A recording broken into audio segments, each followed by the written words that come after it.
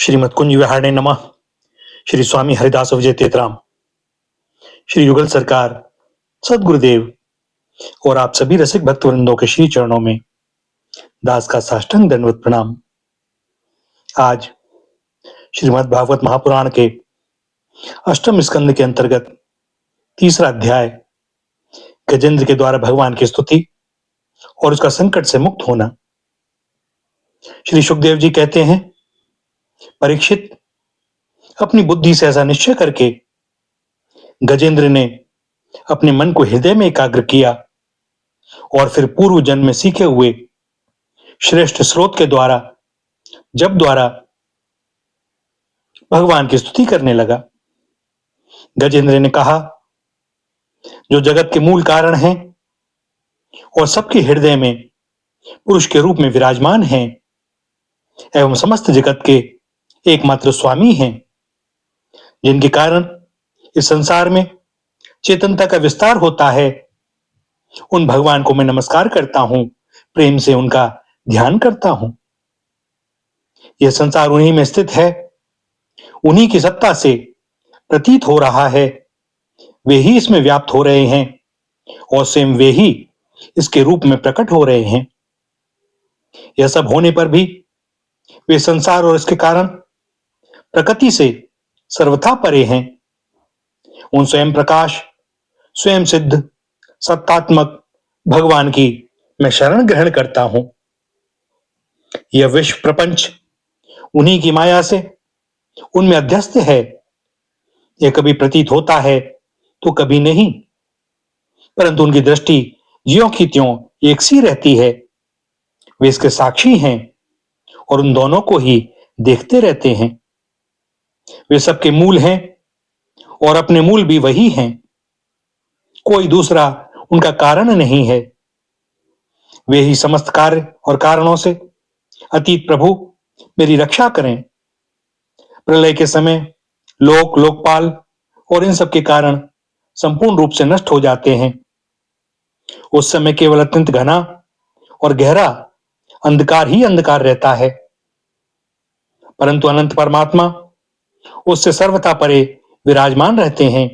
वे ही प्रभु मेरी रक्षा करें। उनकी लीलाओं का रहस्य जानना बहुत ही कठिन है। वे नट की भांति अनेकों वेश धारण करते हैं। उनके वास्तविक स्वरूप को न तो देवता जानते हैं और न ऋषि ही। फिर दूसरा ऐसा कौन प्राणी है जो वहां तक जा सके और उसका वर्णन कर सके। वे प्रभु मेरी रक्षा करें। जिनके परम मंगलमय स्वरूप का दर्शन करने के लिए महात्मागण संसार की समस्त आसक्तियों का परित्याग कर देते हैं और वन में जाकर अखंड भाव से ब्रह्मचर्य आदि अलौकिक व्रतों का पालन करते हैं तथा अपने आत्मा को सबके हृदय में विराजमान देखकर स्वाभाविक ही सबकी भलाई करते हैं। वे ही मुनियों के सर्वस्व भगवान मेरे सहायक हैं। वे ही मेरी गति हैं। न उनके जन्म कर्म हैं और न नाम रूप। फिर उनके संबंध में गुण और दोष की तो कल्पना ही कैसे की जा सकती है। फिर भी विश्व की सृष्टि और संहार करने के लिए समय समय पर वे उन्हें अपनी माया से स्वीकार करते हैं। उन्हीं अनंत शक्तिमान, सर्वैश्वर्यमय पर ब्रह्म परमात्मा को मैं नमस्कार करता हूं। वे अरूप होने पर भी बहुरूप हैं। उनके कर्म अत्यंत आश्चर्यमय हैं। मैं उनके चरणों में नमस्कार करता हूं। स्वयं प्रकाश, सबके साक्षी परमात्मा को मैं नमस्कार करता हूं। जो मन, वाणी और चित्त से अत्यंत दूर हैं, उन परमात्मा को मैं नमस्कार करता हूं। विवेकी पुरुष कर्म संन्यास अथवा कर्म समर्पण के द्वारा अपना अंतःकरण शुद्ध करके जिन्हें प्राप्त करते हैं तथा जो स्वयं तो नित्य मुक्त, परमानंद एवं ज्ञान स्वरूप हैं ही, दूसरों को कैवल्य मुक्ति देने की सामर्थ्य भी केवल उन्हीं में है, उन प्रभु को मैं नमस्कार करता हूं। जो सत्व, रज, तम इन तीन गुणों का धर्म स्वीकार करके क्रमशः शांत, घोर और मूढ़ अवस्था भी धारण करते हैं, उन भेद रहित संभाव से स्थित एवं ज्ञान घन प्रभु को मैं बार बार नमस्कार करता हूं। आप सबके स्वामी, समस्त क्षेत्रों के एकमात्र ज्ञाता एवं सर्व साक्षी हैं। आपको मैं नमस्कार करता हूं। आप स्वयं ही अपने कारण हैं। पुरुष और मूल प्रकृति के रूप में भी आप ही हैं।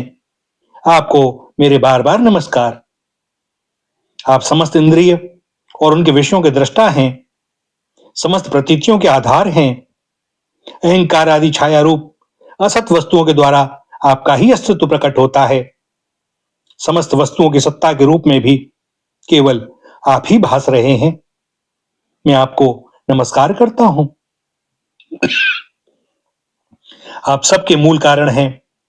आपका कोई कारण नहीं है तथा कारण होने पर भी आप में विकार या परिणाम नहीं होता, इसलिए आप अनोखे कारण हैं। आपको मेरा बार बार नमस्कार।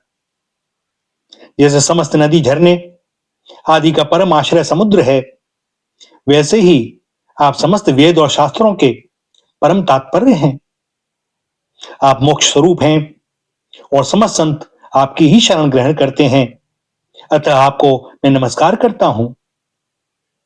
जैसे यज्ञ के काष्ठ अरणी में अग्नि गुप्त रहती है, वैसे ही आपने अपने ज्ञान को गुणों की माया से ढक रखा है। गुणों में शोभ होने पर उनके द्वारा विविध प्रकार की सृष्टि रचना का आप संकल्प करते हैं।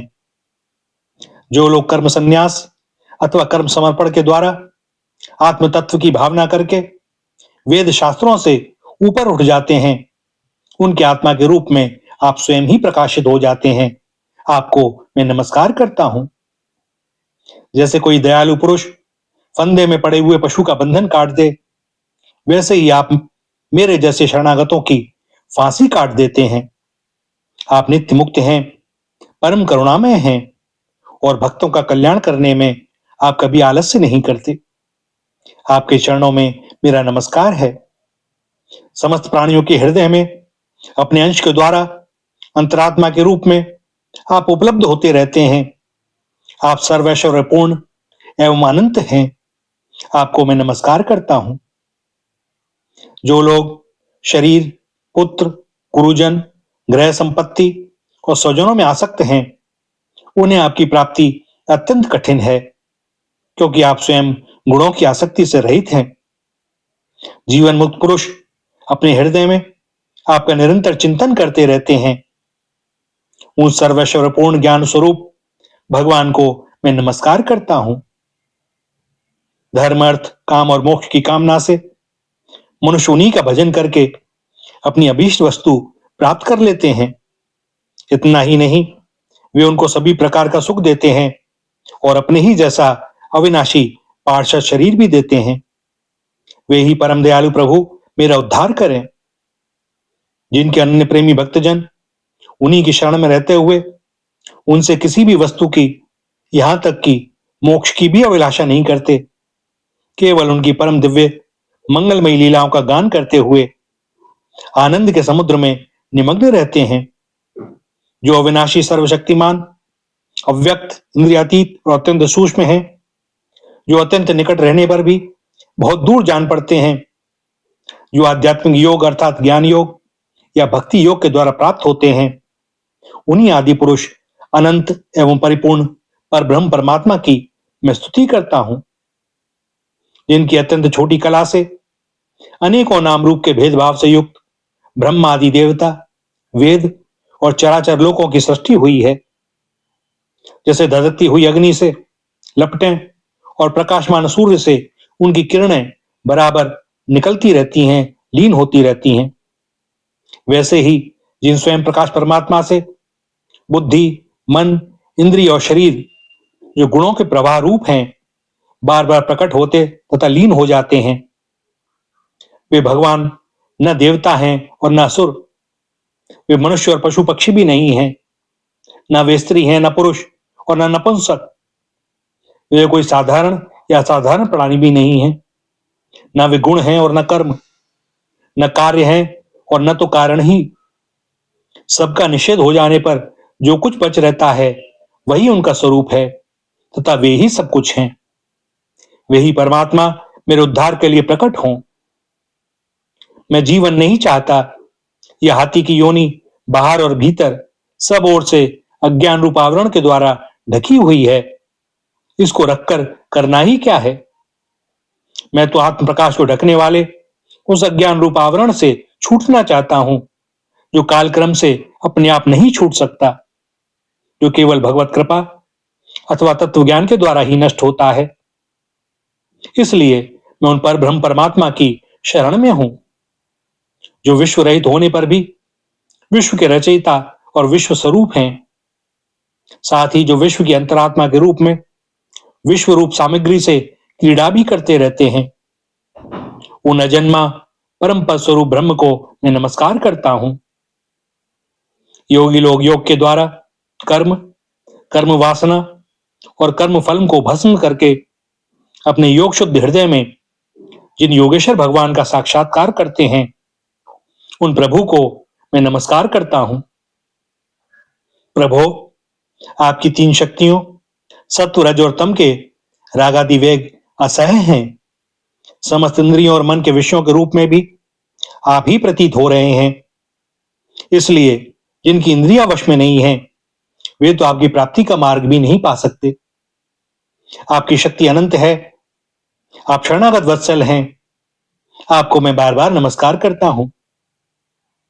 आपकी माया एवं बुद्धि से आत्मा का स्वरूप ढक गया है। इसी से यह जीव अपने स्वरूप को नहीं जान पाता। आपकी महिमा अपार है। उन सर्वशक्तिमान एवं माधुर्य निधि भगवान की मैं शरण में हूं। श्री सुखदेव जी कहते हैं, परीक्षित, गजेंद्र ने बिना किसी भेदभाव के निर्विशेष रूप से भगवान की स्तुति की थी। इसलिए भिन्न भिन्न नाम और रूप को अपना स्वरूप मानने वाले ब्रह्मा आदि देवता उसकी रक्षा करने के लिए नहीं आए। उस समय सर्वात्मा होने के कारण सर्वदेव स्वरूप स्वयं भगवान श्री हरि प्रकट हो गए। विश्व के एकमात्र आधार भगवान ने देखा कि गजेंद्र अत्यंत पीड़ित हो रहा है, अतः उसकी स्तुति सुनकर वेदमय गरुड़ पर सवार हो चक्रधारी भगवान बड़ी शीघ्रता से वहां के लिए चल पड़े। जहां गजेंद्र अत्यंत संकट में पड़ा हुआ था, उनके साथ स्तुति करते हुए देवता भी आए। सरोवर के भीतर बलवान ग्राह ने गजेंद्र को पकड़ रखा था और वह अत्यंत व्याकुल हो रहा था। जब उसने देखा कि आकाश में गरुड़ पर सवार होकर हाथ में चक्र लिए भगवान श्री हरि आ रहे हैं, तब अपनी सूंड में कमल का एक सुंदर पुष्प लेकर उसने ऊपर को उठाया और बड़े कष्ट से बोला, नारायण, जगत गुरु, भगवान, आपको नमस्कार है। जब भगवान ने देखा कि गजेंद्र अत्यंत पीड़ित हो रहा है, तब वे एक बारगी गरुड़ को छोड़कर कूद पड़े और कृपा करके गजेंद्र के साथ ही ग्राह को भी बड़ी शीघ्रता से सरोवर से बाहर निकाल लाए। फिर सब देवताओं के सामने ही भगवान श्री हरि ने चक्र से ग्राह का मुंह फाड़ डाला और गजेंद्र को छुड़ा लिया।